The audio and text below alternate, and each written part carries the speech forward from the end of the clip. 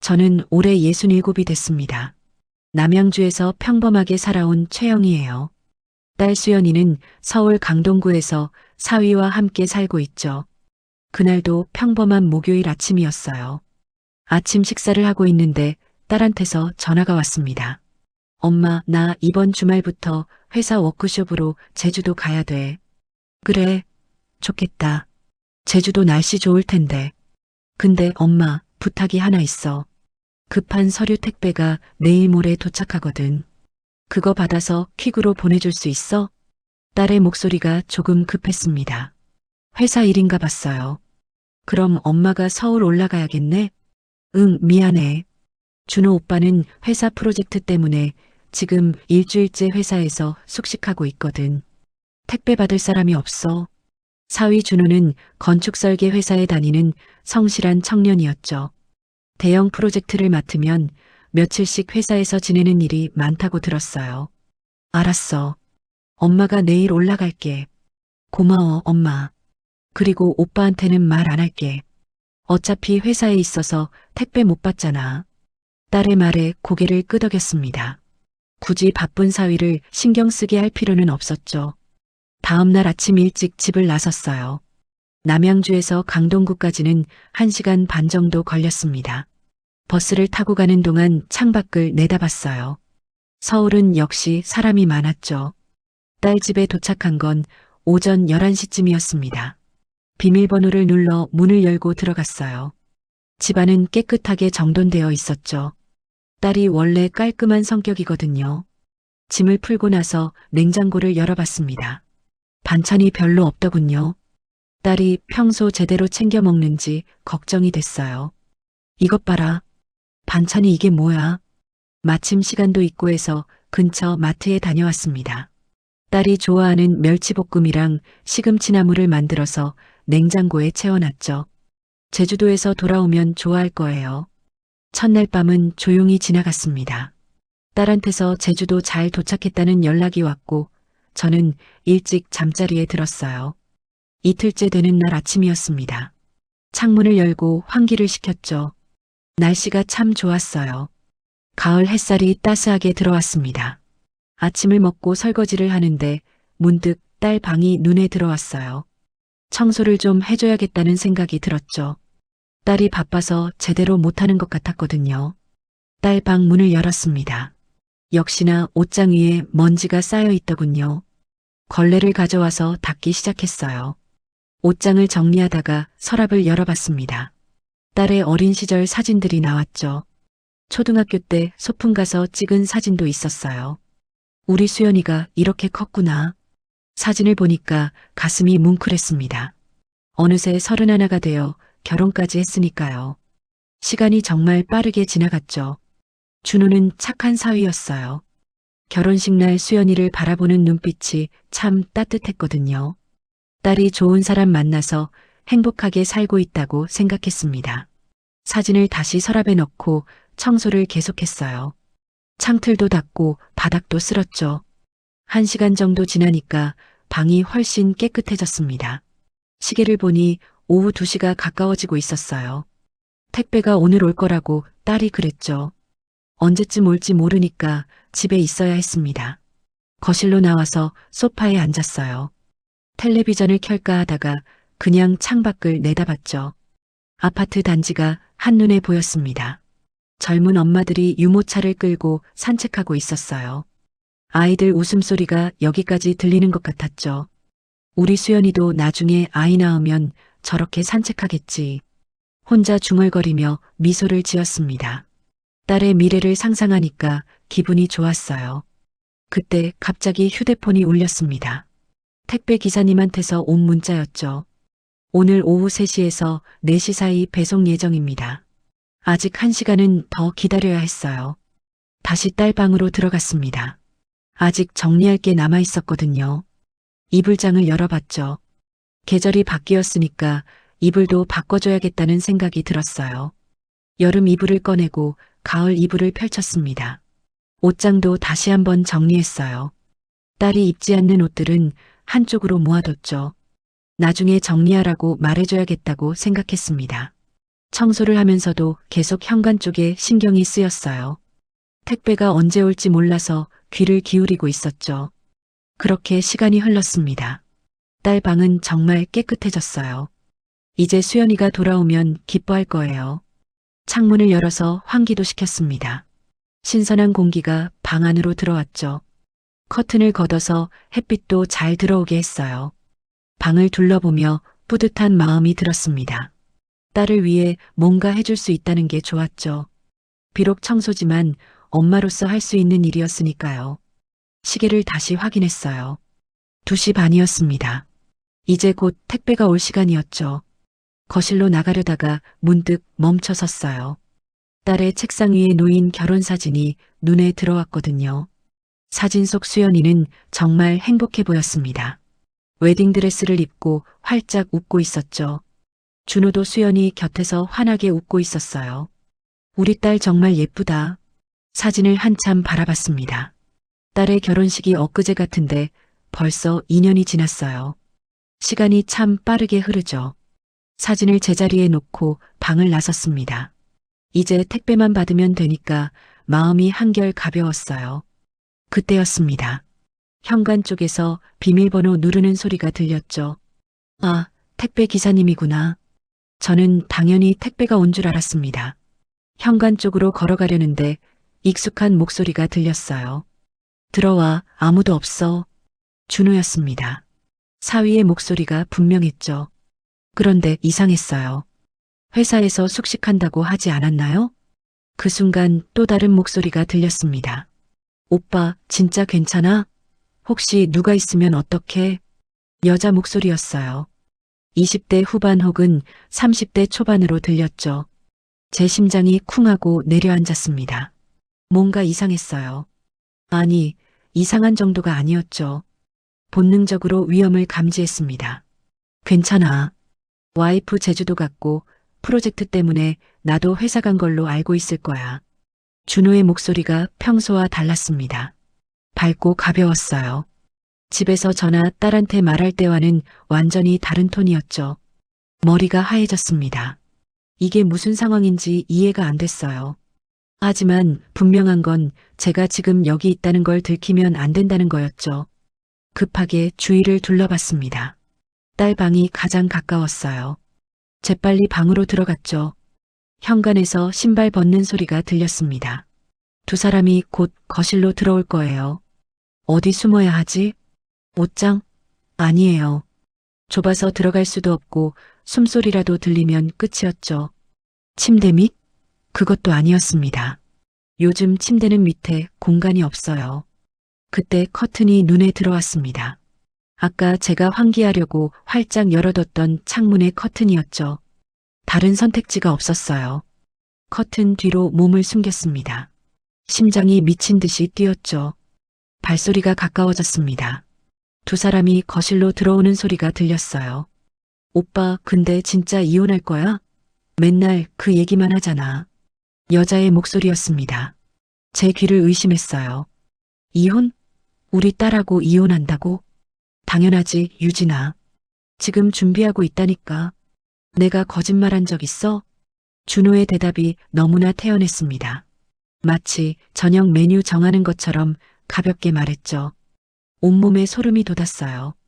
다리가 후들거렸습니다. 이게 꿈인가 싶었죠. 커튼 틈으로 조심스럽게 내다봤습니다. 거실이 보였어요. 소파에 두 사람이 앉아 있었죠. 여자는 정장 차림이었습니다. 깔끔한 옷차림에 머리도 단정하게 묶었어요. 회사 동료처럼 보였죠. 준호는 평소 집에서 보던 모습 그대로였습니다. 편한 티셔츠에 청바지였어요. 하지만 표정이 달랐죠. 여자를 보는 눈빛이 너무 부드러웠습니다.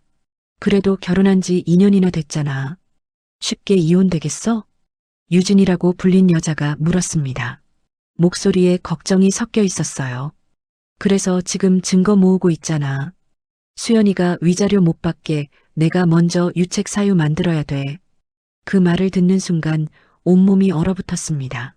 위자료? 유책 사유? 제 딸을 그렇게 함정에 빠뜨리려고 계획하고 있었던 거예요. 손이 부들부들 떨렸습니다. 당장 뛰쳐나가서 소리를 지르고 싶었죠. 하지만 참아야 했어요. 증거가 필요했습니다. 이 상황을 누가 믿겠어요? 착하고 성실한 사위가 이런 짓을 할 거라고 누가 상상이나 했겠습니까?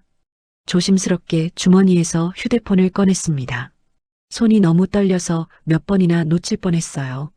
녹음 앱을 찾았습니다. 평소에 사용해 본 적이 없어서 어디 있는지 찾기가 힘들었죠. 다행히 금방 찾았어요. 녹음 버튼을 눌렀습니다. 붉은 점이 깜빡이기 시작했죠. 이제부터 모든 대화가 녹음될 거예요. 무슨 증거?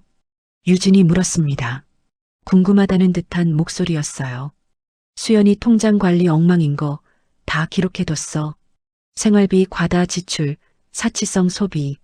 준호가 설명하기 시작했습니다. 마치 사업계획서를 발표하듯이 또박또박 말했죠. 제 딸이 돈을 함부로 쓰는 애가 아니에요. 오히려 아껴 쓰는 편이었죠. 결혼할 때 받은 돈도 꼼꼼하게 저축하고 있었습니다. 근데 그게 이혼 사유가 돼? 유진이 고개를 갸우뚱하며 물었어요. 준호가 웃었습니다. 비웃는 것처럼 들렸죠. 아니, 그거론 부족하지. 그래서 수연이 친구들한테 카톡도 조작해서 보낼 거야. 카톡을 조작한다고요? 제 귀를 의심했습니다.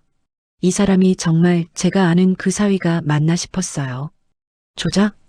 응, 수연이가 나한테 폭언하고 무시하는 내용으로. 친구들이 증인되면 내가 정신적 학대받았다고 주장할 수 있거든.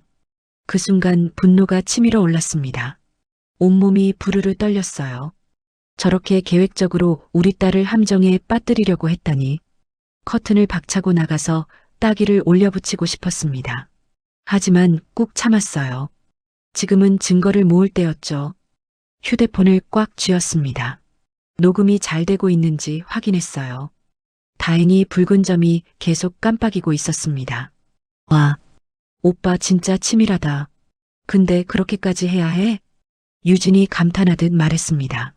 칭찬하는 것처럼 들렸어요. 기가 막혔죠. 당연하지. 이혼할 때 재산 분할 최소화하고 위자료는 한 푼도 안 줄 거야. 아니, 오히려 내가 받을 수도 있어. 준호의 목소리에 자신감이 가득했습니다. 완벽한 계획이라고 생각하는 게 분명했어요. 다리가 저리기 시작했습니다. 한참을 한 자세로 서 있었거든요. 하지만 움직일 수가 없었죠. 아내분 부모님이 결혼할 때 준 돈 있잖아. 그것도? 유진이 물었습니다. 제 가슴이 철렁 내려앉았어요. 우리가 수연이 결혼할 때 준 돈말이었죠. 그것도 4명의 통장에 넣어뒀어. 증거 없으면 끝이야. 준호가 태연하게 대답했습니다. 웃으면서 말했어요. 그 돈은 제 남편이 평생 모은 돈이었습니다. 딸이 행복하게 살라고 준 거였죠. 그런데 저렇게 빼돌리다니 눈물이 날 것 같았어요. 하지만 울 수 없었습니다. 소리라도 나면 들킬 테니까요. 입술을 깨물었습니다. 피가 날 정도로 세게 물었어요. 그래야 울음을 참을 수 있었죠. 그나저나 우리 결혼은 언제쯤? 유진이 물었습니다. 기대에 찬 목소리였어요. 내후년 봄쯤? 이혼 재판 6개월 안에 끝낼 수 있어. 준호가 자신 있게 말했습니다. 이미 다 계획해둔 것처럼 말했죠. 온몸에 힘이 빠졌습니다. 다리가 후들거려서 쓰러질 것 같았어요. 하지만 버텨야 했습니다. 휴대폰을 꼭 쥐고 있었어요. 이 녹음이 우리 딸을 구할 유일한 증거였으니까요. 두 사람의 대화는 계속됐습니다. 제 다리는 점점 더 저려왔죠. 하지만 꼼짝할 수 없었어요. 오빠 회사에서 소문나면 어떡해. 우리 같은 팀인데. 유진이 걱정스러운 목소리로 말했습니다. 같은 팀이라고요? 회사 동료였던 거예요. 괜찮아. 이혼 사유는 수연이 때문이라고 할 거잖아. 준호가 대수롭지 않게 대답했습니다. 모든 걸 우리 딸 탓으로 돌릴 계획이었던 거죠. 제 손에 쥔 휴대폰이 땀으로 미끄러질 것 같았습니다. 꽉 잡았어요. 절대 놓칠 수 없었죠. 근데 오빠 진짜 자신 있어? 이혼 재판에서 이길 수 있어? 유진이 다시 물었습니다. 준호가 소파에서 몸을 앞으로 숙이는 게 보였어요. 당연하지. 내가 얼마나 준비했는데. 수연이 카드 사용 내역 다 모아뒀어. 준호의 목소리에 자신감이 넘쳤습니다. 섬뜩했죠. 카드 내역? 응. 백화점에서 옷 산 것, 카페에서 친구들이랑 만난 것 다 기록했어. 생활비로 준 돈을 낭비했다고 주장할 거야. 제 딸이 친구들 만나는 게 그렇게 잘못된 일인가요? 한 달에 몇 번 커피 마시는 게 사치인가요? 가슴이 답답했습니다. 숨쉬기가 힘들었어요. 하지만 소리내지 않으려고 입을 꽉 다물었죠. 그리고 수연이가 집안일 제대로 안 한다는 것도 증거로 만들 거야. 준호가 계속 말했습니다. 한마디 한마디가 칼처럼 제 가슴을 찔렀어요. 어떻게? 집안 사진 찍어뒀어. 설거지가 쌓여 있는 거, 빨래가 널려 있는 거. 수연이가 가사를 소홀히 했다는 증거지. 말도 안 되는 소리였습니다. 딸은 직장을 다니면서도 집안일을 열심히 했어요. 가끔 피곤해서 설거지를 다음날 하는 게 뭐가 잘못됐나요? 와, 정말 치밀하다. 근데 법원에서 그런 걸로 이혼이 돼? 유진이 물었습니다. 준호가 웃었어요. 자신만만한 웃음이었죠. 혼자서는 부족하지. 그래서 친구들한테도 증언 부탁할 거야. 친구들이 도와줄까? 내 친구들 말이야. 수연이가 나한테 차갑게 대했다고 말해달라고 할 거야. 모임에서 나를 무시했다는 식으로 거짓말을 만들어내는 거였습니다. 증인까지 동원해서 우리 딸을 모함하려는 거였죠. 손이 부들부들 떨렸어요. 분노와 슬픔이 동시에 밀려왔습니다. 하지만 계속 견뎌야 했죠. 오빠 친구들이 거짓말을 해줄까? 다들 나랑 오래 알고 지낸 사이야. 부탁하면 해주겠지. 술 한 잔 사주면 되는 거고. 준호가 가볍게 말했습니다. 친구들의 거짓 증언까지 계획하고 있었어요. 그럼 완벽하네. 근데 아내분이 반박하면 어떡해? 유진이 물었습니다. 준호가 다시 웃었어요. 수연이는 순진해. 내가 이렇게까지 준비했을 거라고 상상도 못할 거야. 딸을 순진하다고 무시하는 말투였습니다. 이용하기 쉬운 사람이라고 생각하는 게 분명했죠. 그리고 수연이는 증거를 모을 생각도 못할 거야. 나를 완전히 믿고 있으니까. 그 말을 듣는 순간 가슴이 찢어지는 것 같았습니다. 딸이 저 사람을 얼마나 사랑하고 믿었는데. 오빠 진짜 대단해. 근데 만약에 실패하면 어떡해? 유진이 조심스럽게 물었습니다. 준호가 잠시 침묵했어요. 실패는 없어. 내가 2년 동안 준비한 거야. 결혼하자마자 계획을 세웠거든. 결혼하자마자라고요? 2년 내내 이혼을 준비해왔다는 말이었습니다. 그럼 처음부터 우리 딸을 사랑한 게 아니었던 거예요. 처음부터 다 계획이었던 거죠. 다리에 쥐가 나기 시작했습니다. 너무 오래 한 자세로 서 있었거든요. 하지만 움직일 수가 없었어요. 2년 동안이나? 그럼 처음부터? 유진이 놀란 듯 말했습니다. 준호가 한숨을 쉬었어요.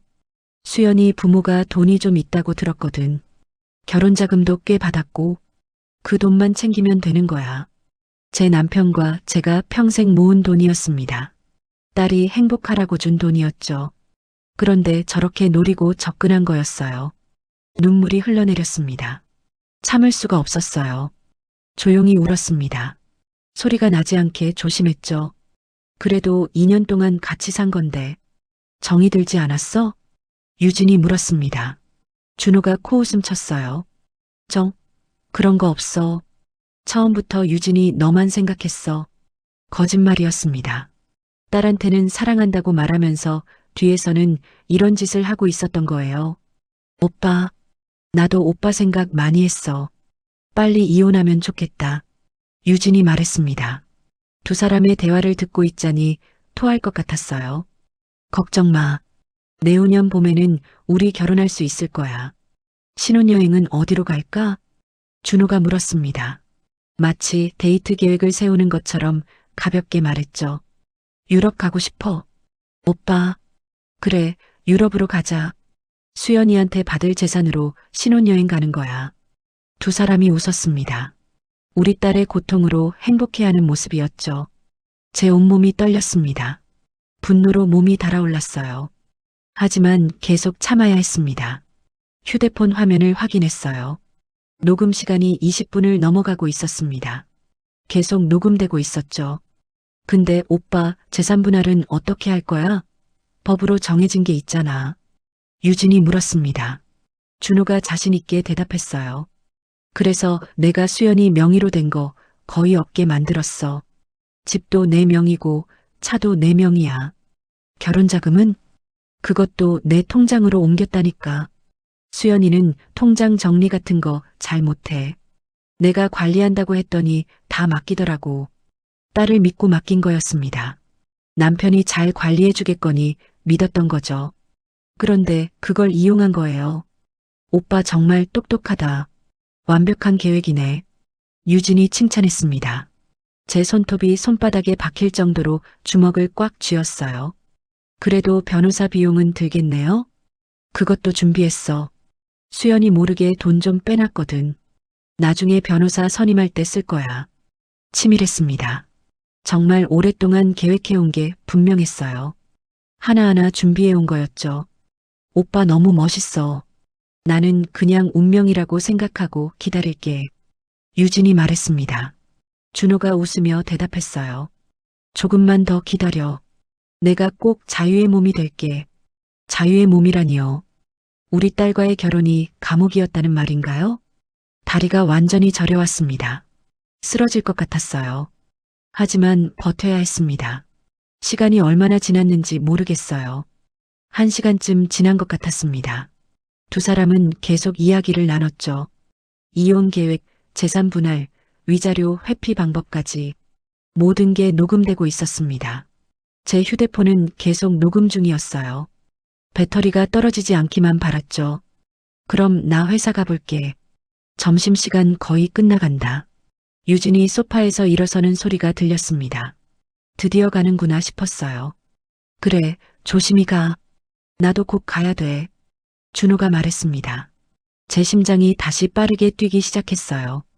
현관에서 신발 신는 소리가 들렸습니다. 문이 열리고 닫히는 소리도 들렸죠. 유진이 나간 거예요.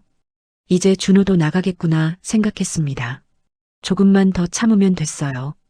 그런데 준호는 나가지 않았습니다. 거실을 서성이는 발소리가 들렸죠. 무슨 일인지 궁금했지만 커튼 밖을 볼 수가 없었어요. 자칫 들킬 수 있었으니까요. 휴대폰으로 전화 거는 소리가 났습니다. 누구한테 전화하는 걸까요? 형, 나야. 오늘 저녁에 시간 돼? 이혼건으로 상담 좀. 준호가 말했습니다. 누군가에게 이혼 상담을 받으려는 것 같았어요. 응, 변호사 소개 좀 해줘. 이혼 전문으로 하는 사람. 아는 사람 있지? 변호사까지 알아보고 있었습니다. 정말 착착 준비하고 있었던 거예요. 내후년쯤 진행할 건데 미리 상담받아두고 싶어서. 응, 그래. 전화 통화가 계속됐습니다. 제 다리는 점점 더 저려왔어요. 무릎이 후들거렸습니다. 쓰러질 것만 같았죠. 하지만 절대 쓰러질 수 없었어요. 재산 분할 최소화하는 방법 있다며? 그것 좀 알려줘. 응응. 준호가 메모하는 소리가 들렸습니다. 펜으로 종이에 쓰는 소리였죠. 위자료 안 주는 방법도 있어? 오히려 받을 수도 있다고? 와, 대박. 준호의 목소리가 신이 났습니다. 우리 딸한테서 돈을 뜯어낼 생각에 기뻐하는 거였어요. 제 눈에서 또 눈물이 흘러내렸습니다. 조용히 울었어요. 소리 내지 않으려고 입술을 깨물었죠. 그럼 저녁 6시에 만나자. 응, 고마워. 형? 전화가 끊어졌습니다. 이제 나가겠구나 싶었어요. 하지만 준호는 여전히 거실에 있었습니다. 뭘 하는 걸까요? 서랍 여는 소리가 났습니다. 뭔가를 뒤지는 것 같았어요. 어디 뒀더라? 준호가 혼잣말을 했습니다. 뭘 찾고 있는 걸까요? 한참 뒤 서류 넘기는 소리가 들렸습니다. 종이를 확인하는 것 같았어요. 이거 복사해둬야겠네. 준호가 중얼거렸습니다. 아마 딸의 서류를 보는 것 같았죠. 제 발이 완전히 감각이 없어졌습니다. 너무 오래 서 있었거든요. 다리가 풀려서 주저앉을 것만 같았어요. 하지만 꾹 참았습니다. 벽에 기대고 싶었지만 그럴 수도 없었어요. 소리가 날 수 있었으니까요. 그저 버티는 수밖에 없었습니다. 이를 악물고 견뎠죠.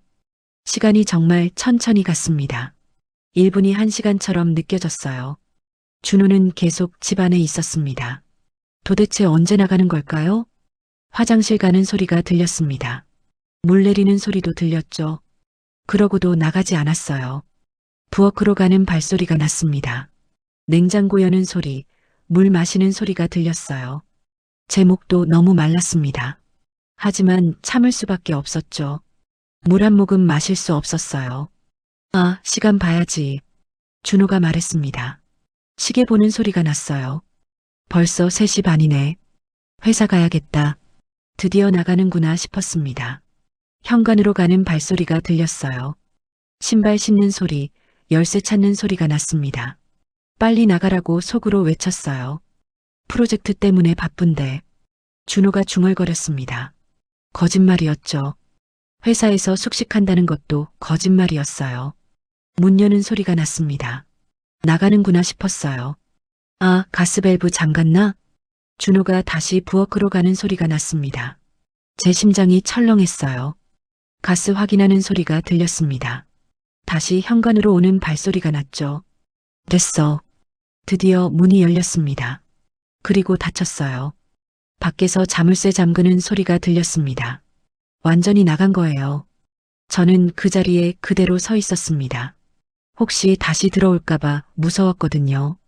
5분쯤 기다렸어요. 아무 소리도 들리지 않았습니다.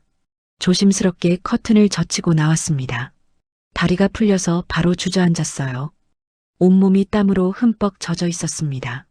옷이 등에 찰싹 달라붙었죠. 숨을 크게 쉬었어요. 그동안 제대로 숨도 못 쉬었던 것 같았습니다. 손이 부들부들 떨렸습니다. 휴대폰을 내려다봤어요. 녹음이 계속되고 있었습니다. 1시간 40분이 넘게 녹음됐더군요. 녹음 중지 버튼을 눌렀습니다. 파일이 저장됐어요. 다시 재생해봤습니다. 목소리가 선명하게 들렸죠. 모든 대화가 다 녹음되어 있었어요.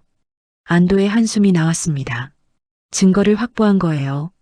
하지만 기쁘지 않았습니다. 오히려 가슴이 찢어지는 것 같았죠. 우리 딸이 저런 사람과 인연을 살았다니. 믿고 사랑했는데 배신당한 거예요. 바닥에 주저앉아 한참을 울었습니다. 소리내서 울었어요. 다리를 주물렀습니다. 감각이 없어서 아무것도 느껴지지 않았어요. 한참을 주무르고 나서야 조금씩 감각이 돌아왔습니다. 따끔따끔한 통증이 느껴졌죠. 거실 소파로 기어갔습니다. 일어설 힘이 없었거든요. 소파에 앉아서 다리를 계속 주물렀어요. 혈액순환이 안 돼서 퉁퉁 부어 있었습니다. 물을 마시고 싶었지만 일어설 수가 없었어요. 한참을 앉아 있었죠. 시계를 봤습니다. 4시가 조금 넘었더군요. 2시간 넘게 커튼 뒤에 숨어 있었던 거예요. 휴대폰을 다시 확인했습니다. 녹음 파일이 잘 저장되어 있었어요. 클라우드에 백업했습니다. 혹시 모를 상황에 대비해서요. 딸한테 전화해야 했습니다. 제주도에서 당장 올라오라고 해야 했죠. 하지만 전화할 용기가 나지 않았어요. 뭐라고 말해야 할지 막막했습니다. 딸의 세계가 무너질 거예요. 믿었던 남편이 2년 동안 배신했다는 걸 알게 되면 얼마나 충격받을까요? 그래도 알려줘야 했습니다. 지금 알리지 않으면 딸은 계속 속고 살 거예요. 떨리는 손으로 딸의 번호를 눌렀습니다. 신호음이 울렸어요. 여보세요? 엄마? 딸의 밝은 목소리가 들렸습니다. 제주도에서 즐겁게 워크숍을 하고 있는 것 같았죠. 수연아. 제 목소리가 떨렸습니다. 눈물이 또 흘러내렸어요. 엄마, 왜 그래? 무슨 일 있어? 딸이 걱정스럽게 물었습니다. 저는 한참을 말을 잇지 못했죠. 수연아, 엄마가 지금부터 하는 말 잘 들어. 그리고 당장 서울로 올라와야 돼. 엄마, 무슨 소리야? 워크숍은 내일까지인데. 딸의 목소리가 당황스러워 보였습니다. 당연했죠. 갑자기 올라오라니 이상했을 거예요. 지금 당장 올라와. 엄마가 설명할게. 빨리. 제 목소리가 다급했습니다. 딸도 뭔가 심상치 않다는 걸 느낀 것 같았어요. 알았어, 엄마. 지금 바로 공항 가볼게. 전화를 끊었습니다. 손이 계속 떨렸어요. 소파에 앉아 딸을 기다렸습니다. 제주도에서 서울까지 비행기로 1시간이었죠. 공항에서 집까지 오는 시간까지 합치면 3시간쯤 걸릴 거예요. 그 시간이 정말 길게 느껴졌습니다. 시계만 계속 쳐다봤어요. 6시가 넘어서 현관문이 열렸습니다. 딸이었어요. 엄마.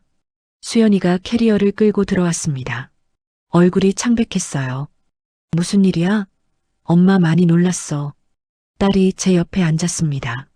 저는 딸의 손을 꼭 잡았어요. 수연아, 엄마가 오늘 여기서 뭘 봤는지 알아? 제 목소리가 떨렸습니다. 딸이 고개를 갸우뚱했죠. 뭘 봤는데? 준호가 여자를 데리고 왔어. 집에.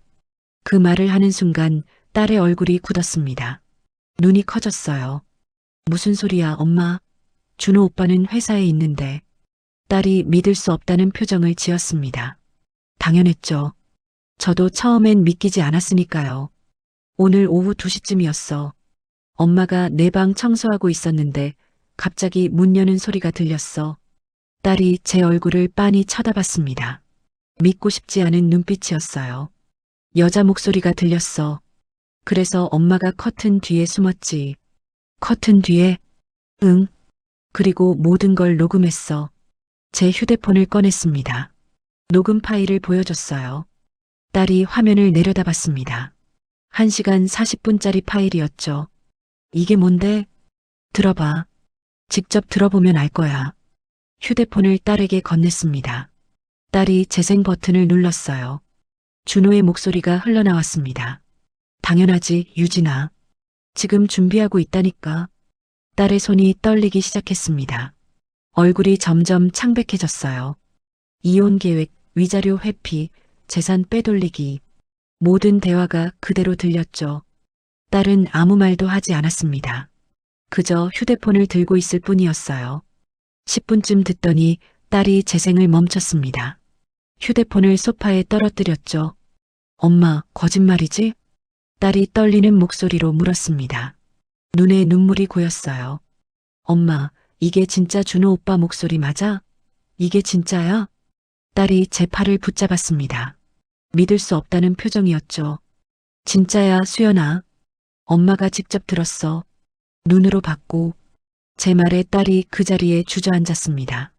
바닥에 털썩 앉아버렸어요. 아니야. 아니야. 딸이 고개를 저었습니다. 믿고 싶지 않았던 거죠. 준호 오빠가 그럴 리 없어. 우리 사랑했는데. 2년 동안. 딸의 목소리가 점점 작아졌습니다. 눈물이 주르르 흘러내렸어요. 녹음 파일 다 들어봐. 끝까지. 제가 말했습니다. 딸이 다시 휴대폰을 들었어요. 남은 부분을 계속 들었습니다. 결혼자금 빼돌린 이야기, 거짓 증인 만드는 이야기까지. 딸의 얼굴에서 표정이 사라졌습니다. 넋이 나간 것처럼 멍하니 앉아 있었어요. 녹음이 끝났습니다. 딸은 움직이지 않았어요.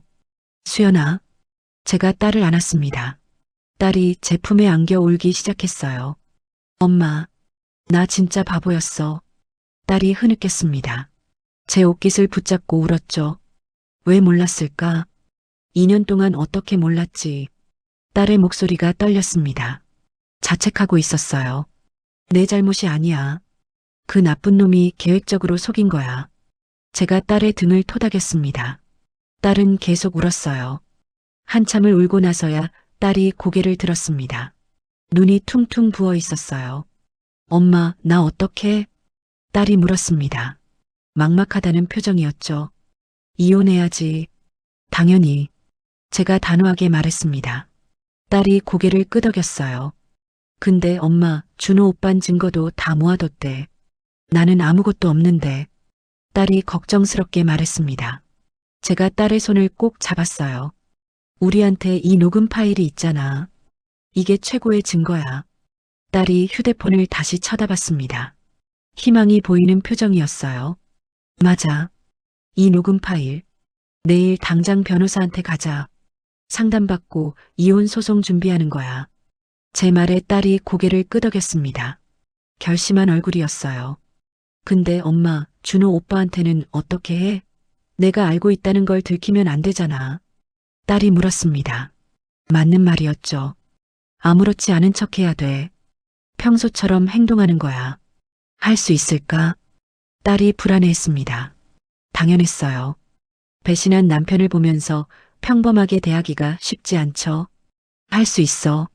너는 강한 애야. 제가 딸을 격려했습니다. 딸이 눈물을 닦았어요. 며칠 후였습니다. 딸과 함께 변호사 사무실에 갔어요. 녹음 파일을 변호사한테 들려줬습니다.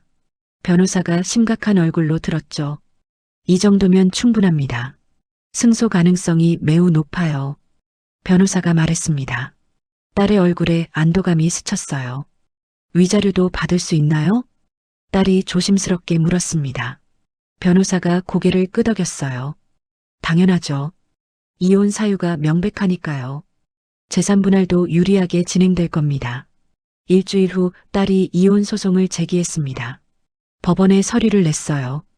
준호한테 소장이 날아갔습니다. 집에 배달됐죠. 그날 저녁 딸한테 전화가 왔습니다. 준호였어요. 수연아, 이게 무슨 일이야? 이혼 소송이라니? 준호의 목소리가 당황스러워 보였습니다. 전혀 예상 못한 거였죠.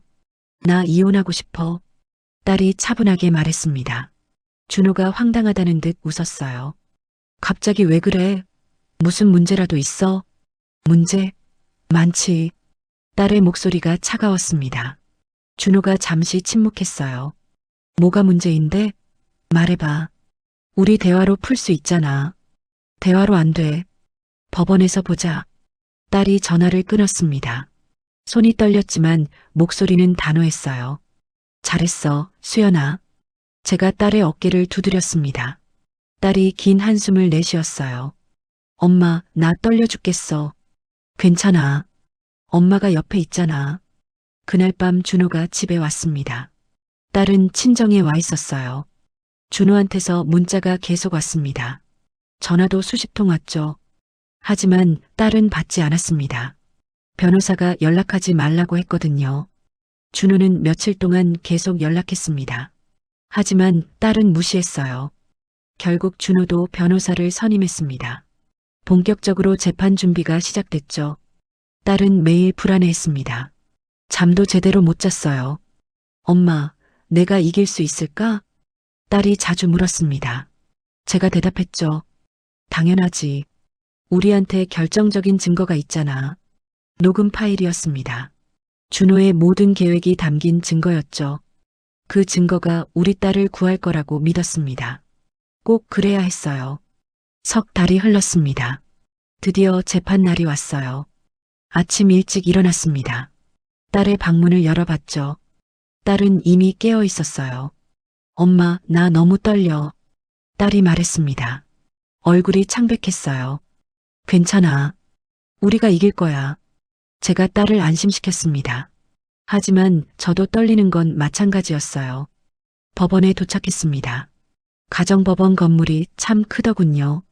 변호사 선생님이 입구에서 기다리고 계셨습니다. 믿음직스러운 분이었죠. 긴장하지 마세요. 우리가 유리합니다. 변호사님이 딸을 격려했습니다. 딸이 고개를 끄덕였어요. 법정 안으로 들어갔습니다. 준호가 벌써 와 있었어요. 준호 옆에는 변호사가 앉아 있었습니다. 준호는 우리를 쳐다보지도 않았죠. 판사님이 들어오셨습니다. 재판이 시작됐어요. 원고 측 주장을 들어보겠습니다. 판사님이 말씀하셨습니다. 우리 변호사님이 일어섰어요. 피고는 원고와 혼인 생활을 하면서 제3자와 부적절한 관계를 유지했습니다. 변호사님이 차분하게 말씀하셨습니다. 준호의 얼굴이 굳었어요. 뿐만 아니라 계획적으로 이혼을 준비하면서 원고를 기망했습니다. 증거가 있습니까? 판사님이 물으셨습니다. 변호사님이 고개를 끄덕였어요. 네, 결정적인 증거가 있습니다. 변호사님이 USB를 제출했습니다. 제가 녹음한 파일이 들어 있었죠. 이 녹음 파일을 들어보시면 피고의 계획을 알 수 있습니다. 법정의 스피커가 켜졌습니다. 녹음 파일이 재생되기 시작했어요. 준호의 목소리가 법정에 울려 퍼졌습니다. 당연하지, 유진아. 지금 준비하고 있다니까. 준호의 얼굴이 새하얗게 질렸습니다. 당황한 표정이 역력했어요. 녹음은 계속됐습니다. 이혼 계획, 위자료 회피 방법, 재산 은리까지. 수연이 통장 관리 엉망인 거 다 기록해뒀어. 수연이 친구들한테 카톡도 조작해서 보낼 거야. 법정이 조용했습니다. 모두가 녹음을 듣고 있었어요. 준호는 고개를 숙이고 있었습니다. 변명할 수가 없었죠. 아내분 부모님이 결혼할 때 준 돈 있잖아. 그것도 4명의 통장에 넣어뒀어. 그 부분이 나오자 판사님의 표정이 심각해졌습니다. 눈살을 찌푸리셨어요. 녹음이 끝났습니다. 법정이 다시 조용해졌어요. 피고 측 반론하시겠습니까? 판사님이 물으셨습니다. 준호의 변호사가 일어섰어요. 재판장님, 이 녹음은. 변호사가 말을 시작했지만 힘이 없었습니다. 변명할 거리가 없었거든요. 녹음의 진위를 확인해야 합니다. 준호의 변호사가 말했습니다. 판사님이 고개를 끄덕이셨어요. 피고, 이 목소리가 당신 목소리가 맞습니까? 판사님이 준호에게 직접 물으셨습니다. 준호가 한참을 침묵했어요. 맞습니다. 준호가 작은 목소리로 인정했습니다. 어쩔 수 없었죠. 너무 선명했으니까요. 그럼 이 대화 내용도 사실입니까? 재판장님, 그건. 준호가 변명하려고 했습니다. 하지만 판사님이 손을 드셨어요. 예 또는 아니오로 대답하십시오. 예. 준호가 고개를 떨구었습니다. 인정할 수밖에 없었어요. 딸이 제 손을 꼭 잡았습니다. 떨리고 있었지만 안도하는 것 같았어요. 피고는 혼인관계를 유지할 의사 없이 제3자와 부적절한 관계를 지속했습니다. 판사님이 말씀하셨습니다. 목소리가 단호했어요. 뿐만 아니라 원고를 기망하여 재산을 은닉하려 했습니다. 준호는 아무 말도 하지 못했습니다. 고개만 숙이고 있었죠. 위자료를 조작하려던 계획까지 녹음되어 있어 피고의 유책성이 명백합니다. 판사님의 말씀이 법정에 울렸습니다. 제 가슴이 뛰었어요. 따라서 본 법원은 원고의 이혼 청구를 인용합니다. 드디어였습니다. 딸이 이긴 거예요. 피고는 원고에게 위자료 8천만 원을 지급하십시오. 판사님이 계속 말씀하셨습니다. 준호의 얼굴이 더 창백해졌어요. 재산 분할은 원고 70%, 피고 30%로 합니다. 딸이 제 손을 더 세게 쥐었습니다. 눈물이 흘러내리고 있었어요. 기쁨의 눈물이었습니다. 우리가 이긴 거예요. 재판이 끝났습니다. 법정을 나오면서 준호를 봤어요. 준호는 멍하니 앉아 있었습니다. 모든 게 끝난 얼굴이었죠. 밖으로 나왔습니다. 햇빛이 눈부셨어요. 엄마, 우리 이겼어. 딸이 저를 꼭 안았습니다. 울면서 웃고 있었어요. 그래, 이겼어. 수연아. 저도 딸을 꼭 안았습니다. 눈물이 멈추지 않았어요. 변호사님이 축하해 주셨습니다. 정말 감사했죠. 녹음 파일이 결정적이었습니다.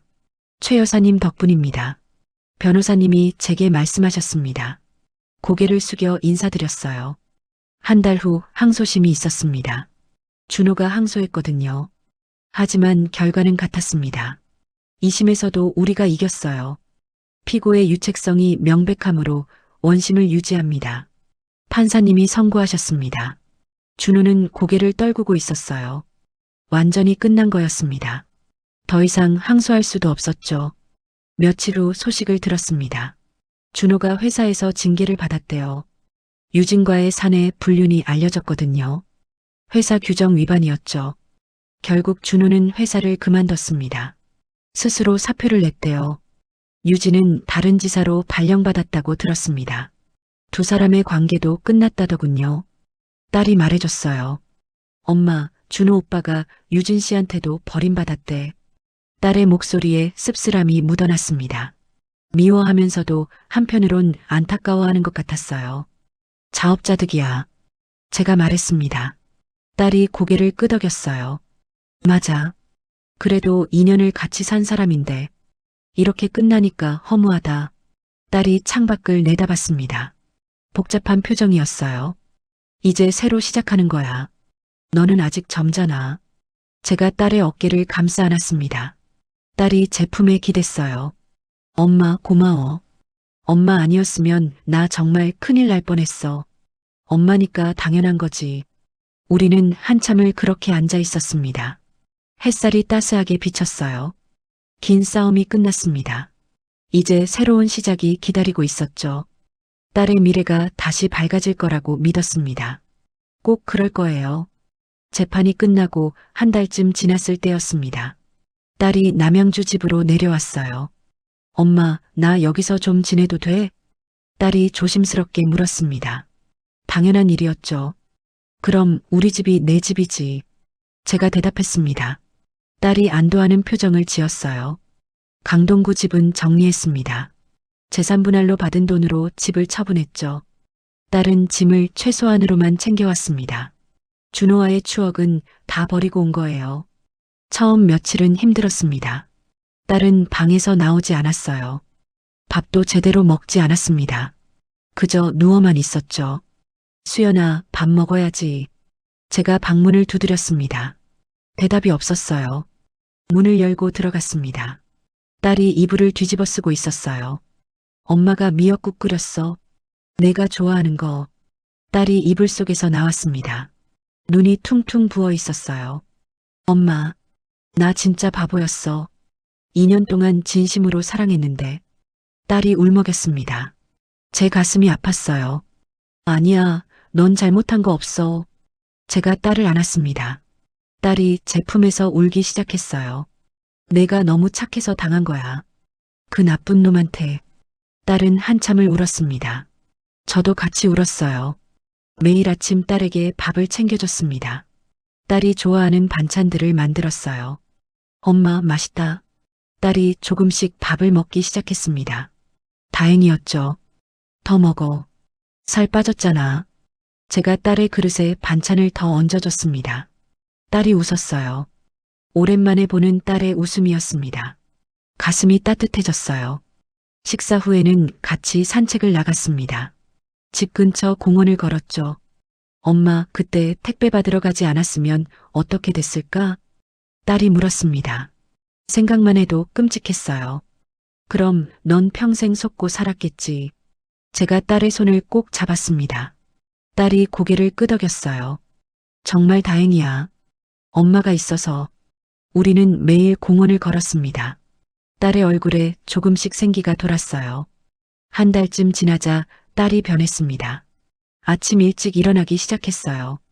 엄마, 나 요가 배우러 갈까봐. 딸이 말했습니다. 좋은 생각이었죠. 그래, 가봐. 운동하면 기분도 좋아질 거야. 딸은 동네 요가 학원에 등록했습니다. 일주일에 3번 다녔어요. 엄마, 요가하니까 마음이 편해져. 딸이 말했습니다. 얼굴이 밝아졌어요. 친구들도 만나기 시작했습니다. 오랜만에 만나는 친구들이 많았죠. 수연아, 많이 힘들었지? 괜찮아? 친구들이 딸을 걱정했습니다. 딸이 고개를 끄덕였어요. 응, 이제 괜찮아. 엄마 덕분에. 딸이 친구들과 시간을 보내면서 웃음이 늘어났습니다. 저도 기뻤어요. 석 달쯤 지났을 때였습니다. 딸이 진지한 얼굴로 말했어요. 엄마, 나 남양주에서 새로 시작할까봐. 남양주에서? 응. 서울은? 아직 무섭더라. 준호 오빠 마주칠까봐. 딸의 목소리가 떨렸습니다. 이해가 됐어요. 그래, 여기서 지내. 엄마 옆에 있으면 되지. 제가 딸을 안심시켰습니다. 딸이 미소 지었어요. 고마워, 엄마. 천천히 준비하면 되지? 당연하지. 딸은 남양주에서 일자리를 알아보기 시작했습니다. 면접도 보러 다녔어요. 한 달 후 좋은 소식이 왔습니다. 딸이 중소기업에 합격했던 거예요. 엄마, 붙었어. 딸이 뛰어오며 소리쳤습니다. 제가 딸을 꼭 안았어요. 축하해, 수연아. 연봉은 좀 줄었지만 괜찮아. 마음이 편한 게 최고야. 딸의 얼굴이 환했습니다. 정말 오랜만에 보는 표정이었어요. 딸은 출근을 시작했습니다. 매일 아침 일찍 나갔죠. 엄마, 다녀올게. 딸이 밝게 인사하고 나갔습니다. 새로운 시작이었어요. 저녁마다 우리는 함께 저녁을 먹었습니다. 딸의 하루 이야기를 들었어요. 오늘 팀장님이 칭찬해 주셨어. 일 잘한다고 딸이 신이 나서 말했습니다. 제가 웃으며 대답했어요.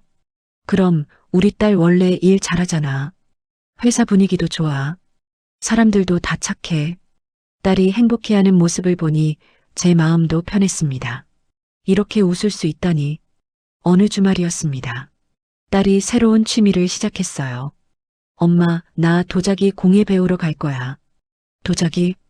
응. 흙으로 뭔가 만드는 게 재미있을 것 같아. 딸은 동네 공방에 등록했습니다. 주말마다 다녔죠. 엄마, 이거 내가 만든 거야. 딸이 작은 컵을 보여줬습니다. 삐뚤빼뚤했지만 예뻤어요.